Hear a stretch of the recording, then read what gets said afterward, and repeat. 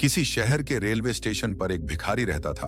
वह वहां आने जाने वाले यात्रियों से भीख मांगकर अपनी जिंदगी काट रहा था।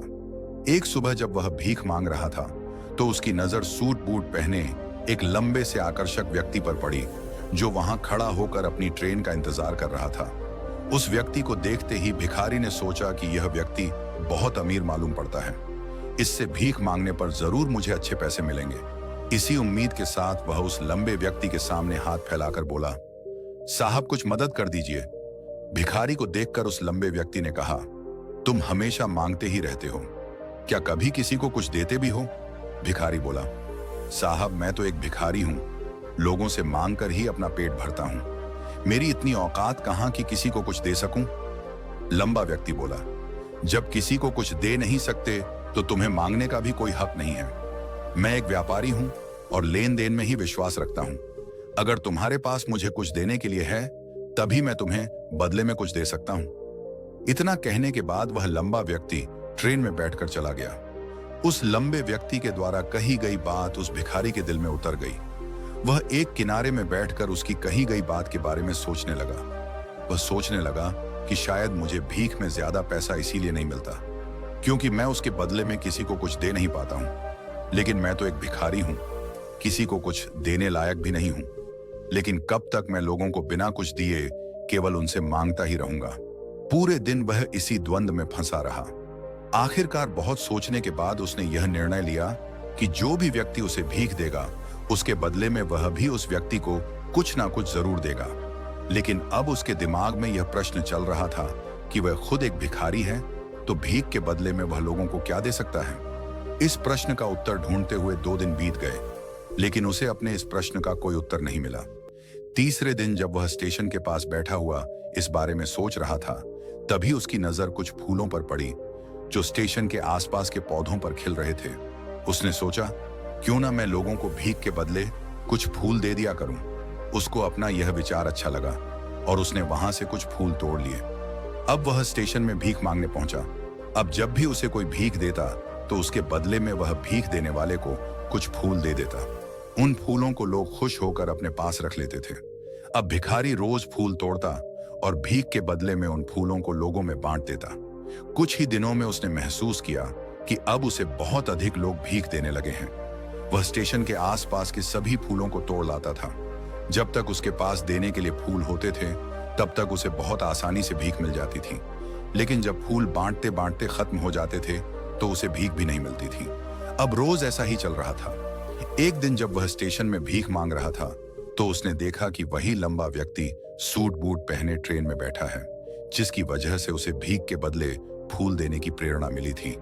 वह तुरंत उस व्यक्ति के पास पहुंचा और भीख मांगते हुए बोला, साहब आज मेरे पास आपको देने के लिए कुछ फूल हैं, आप मुझे भीख दीजिए तो मैं बदले में आपको कुछ फूल दूंगा। उस व्यापारी ने उसे भीख के रूप में कुछ पैसे दे दिए और भिखारी ने बदले में कुछ फूल उसे दे दिए।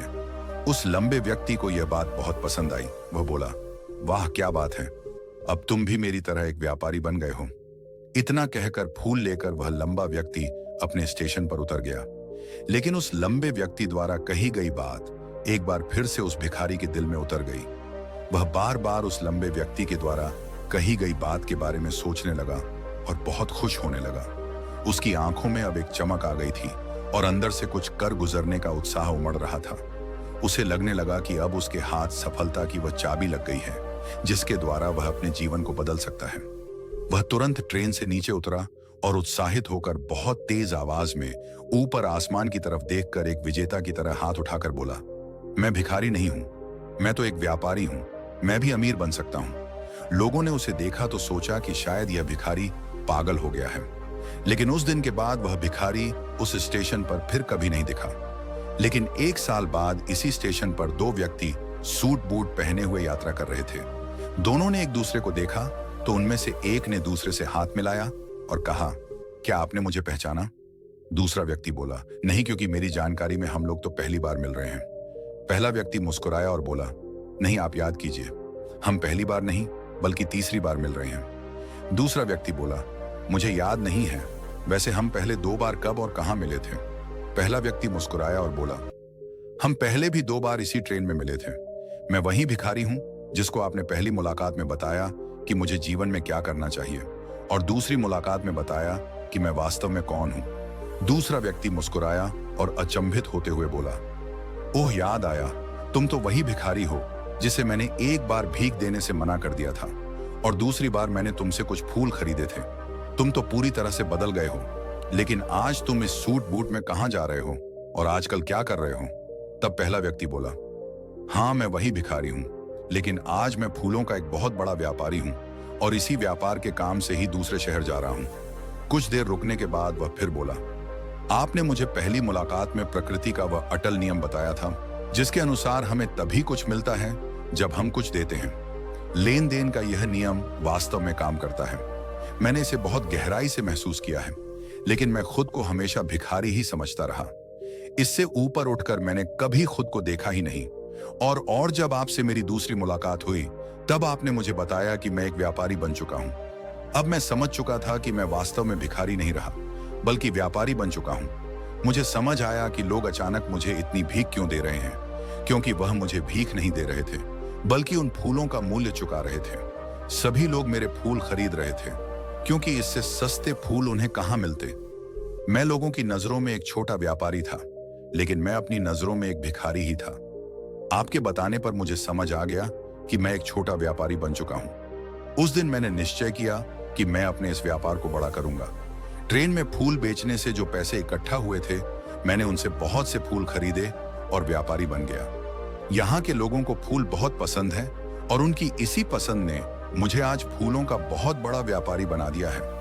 दोनों व्यापारी अब खुश थे और स्टेशन आने पर साथ उतरे और अपने अपने व्यापार की बातें करते हुए आगे बढ़ गए। दोस्तों, इस कहानी से हमें जीवन का एक अनमोल सबक मिलता है कि हमारी सोच ही हमारी तकदीर का निर्माण करती है। जब तक भिखारी खुद को सिर्फ एक मांगने वाला समझता रहा, तब तक उसकी हालत वैसी ही बनी रही। लेकिन जब उसने अपनी सोच को बदला और देने की मानसिकता अपनाई, तो उसकी दुनिया बदल गई। जीवन में कुछ भी हासिल करने के लिए हमें पहले कुछ देना पड़ता है। यह नियम सिर्फ व्यापार में ही नहीं, बल्कि हर क्षेत्र में लागू होता है, चाहे वह रिश्ते हों, करियर हो या फिर आत्मविकास। दुनिया के सभी सफल लोग इसी नियम का पालन करते हैं। वे केवल लेने पर ध्यान नहीं देते, बल्कि देने की आदत विकसित करते हैं। जीवन में वही व्यक्ति आगे बढ़ता है जो अपनी पहचान को छोटे दायरे में सीमित नहीं करता, बल्कि खुद को एक नई दृष्टि से देखने की कोशिश करता है। भिखारी ने जब फूलों को भीख के बदले में देने की आदत शुरू की, तो वह अनजाने में एक व्यापारी बन गया। यह हमें सिखाता है कि अवसर हमारे आसपास ही होते हैं, लेकिन हमें उन्हें देखने की क्षमता विकसित करनी होगी। अगर हम खुद को सीमाओं में बांध कर रखते हैं, तो हमारी दुनिया भी सीमित ही रह जाती है। लेकिन जब हम खुद को ऊंचाइयों तक पहुंचने के काबिल मान लेते हैं, तो पूरा ब्रह्मांड हमें सफल बनाने के लिए अपना सहयोग देने लगता है। इस कहानी का सबसे बड़ा संदेश यही है कि सफलता आपकी मानसिकता में छिपी होती है। अगर आप खुद को कमजोर, छोटा या अयोग्य समझते रहेंगे, तो परिस्थितियां भी वैसी ही बनेंगी। लेकिन जब आप खुद को मजबूत, काबिल और बड़ा सोचने लगेंगे, तो दुनिया भी आपको वैसे ही देखने लगेगी। इसीलिए अगर जीवन में सफलता चाहिए, तो सबसे पहले अपनी सोच को बदलना होगा। खुद को सीमाओं से मुक्त करें, आत्मसम्मान जगाएं और अपने सपनों को साकार करने के लिए पूरी शिद्दत से मेहनत करें। जब आपकी मानसिकता सफल लोगों जैसी बन जाएगी, तो सफलता खुद चलकर आपके पास आएगी। तो दोस्तों, कहानी आपको कैसी लगी, कमेंट करके जरूर बताएं। और वीडियो अच्छी लगी हो तो वीडियो को लाइक करें, ज्यादा से ज्यादा शेयर करें और चैनल को सब्सक्राइब करना बिल्कुल ना भूलें। धन्यवाद।